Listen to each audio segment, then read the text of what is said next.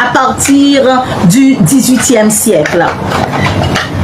Le mouvement féministe comporte plusieurs vagues. Première vague, 19e siècle jusqu'au début du 20e siècle. Deuxième vague, année 1960 jusqu'à l'année 1980. Troisième vague, année 1990. Quatrième vague, début des années 2010. Il y a plusieurs courants féministes. On va voir les différents courants féministes. On a le féminisme libéral qui cherche l'égalité à travers les réformes juridiques et politiques. Il y a aussi le féminisme radical.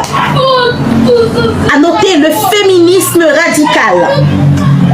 Ce courant considère que certaines structures sociales et culturelles sont à l'origine de l'oppression des femmes et doivent être profondément transformées.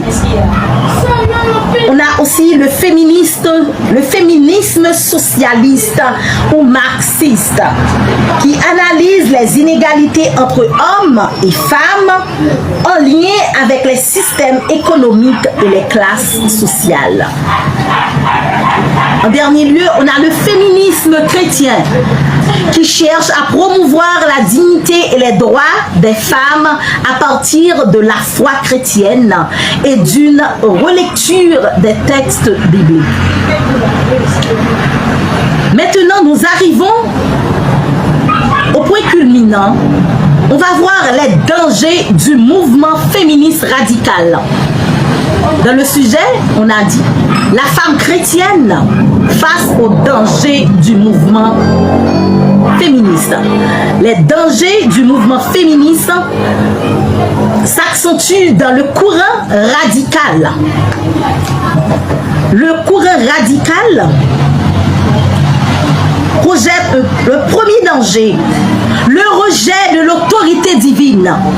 Ce courant rejette l'autorité divine. Certaines idéologies féministes modernes considèrent les rôles bibliques comme une oppression. Conséquence, rébellion contre les principes bibliques, refus de la soumission mutuelle enseignée par les Écritures, affaiblissement de la foi chrétienne. Nous trouvons un autre danger du courant féministe radical, l'autonomie corporelle. Ce danger est totalement contraire à la parole de Dieu.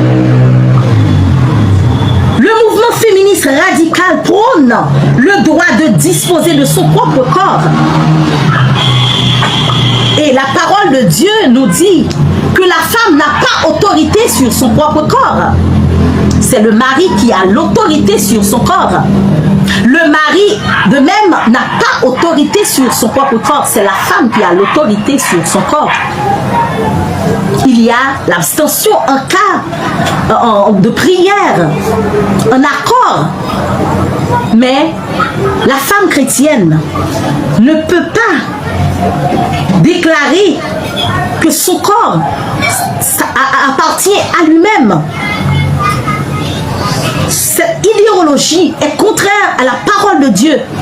Donc nous, les femmes chrétiennes, nous ne pouvons pas appliquer ces genres de philosophie qui opposent à la vérité biblique. Conséquence de l'autonomie corporelle, conflit conjugal sexuel, droit à la contraception, droit à l'avortement. Ces féministes peuvent se décider sans l'avis de leur conjoint, sans l'avis de leur mari, de faire un avortement, d'utiliser les méthodes contraceptives. Donc, la Bible nous met en garde contre ces idéologies. Troisième danger, il y a la destruction du modèle familial. Le féminisme extrême peut présenter le mariage et la maternité comme des obstacles à l'épanouissement. C'est quoi ça? Il y a certains âges, oui, on a envie de vivre notre vie toute seule. À l'âge de la puberté, l'adolescence, à la fleur de jeunesse. Mais il y a certains âges qu'on arrive dans la vie. Nous avons, les femmes chrétiennes, nous avons besoin de mari, nous avons besoin des enfants dans la famille. On ne peut pas suivre une idéologie qui prône que le mariage et la maternité sont des obstacles à l'épanouissement. Combien c'est vraiment en jovial lorsqu'on a des enfants au sein de la famille. Il y a beaucoup de couples qui sont très souffrants parce qu'ils n'ont pas à avoir la possibilité de se procréer. Donc c'est une bénédiction de la part de Dieu, le fait d'avoir une famille, le fait d'avoir des enfants. Ça ne peut pas représenter des obstacles à l'épanouissement. Donc la femme chrétienne ne peut pas suivre ces genres d'idéologie. Conséquence de la destruction du modèle familial, dévalorisation du foyer, crise familiale, éducation fragilisée des enfants. Quatrième danger, l'exaltation de l'indépendance absolue. La Bible enseigne la dépendance à Dieu. Alors que certaines idéologies féministes encouragent l'autonomie totale, qui est contraire à la parole de Dieu. La Bible nous déclare dans Jean 15, verset 5, Jésus-Christ même nous dit, sans moi, vous ne pouvez rien faire. Donc les femmes chrétiennes ne peuvent pas déclarer qu'elles sont indépendantes de Dieu. Nous sommes des femmes qui sont assises au pied du Seigneur. Nous sommes dépendants de Dieu. Nous vivons pour la gloire de Dieu. Donc, nous devons nous mettre en garde contre ces genres d'idéologie. Cinquième danger, le risque de la confrontation permanente entre hommes et femmes. Certains critiques estiment que le féminisme radical tend à présenter les relations entre hommes et femmes principalement sous l'angle de la domination et du conflit. Non, ce n'est pas le plan de Dieu pour la famille des chrétiens. Ce n'est pas le plan de Dieu pour la femme chrétienne dans ce foyer. Non. Selon la philosophe Christina Hoff Sommers, cette approche peut favoriser une vision antagoniste des sexes plutôt qu'une coopération fondée sur le respect mutuel. Conséquence de ce danger, le risque de la confrontation permanente entre hommes et femmes, c'est la méfiance entre les hommes et les femmes. Difficulté à construire des relations harmonieuses. Polarisation des débats sociaux. Un sixième danger, la dévalorisation du rôle masculin.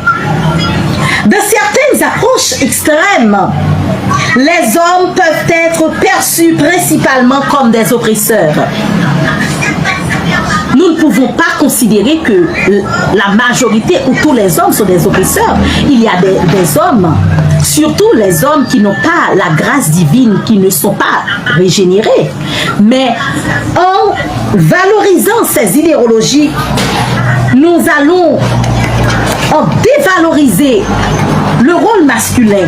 Nous allons avoir des mauvaises idées, des idées préconçues contre les hommes. nous allons voir les conséquences de la dévalorisation du rôle masculin. C'est la création de stéréotypes négatifs. Tension familiale et sociale. Affaiblissement du dialogue entre les sexes.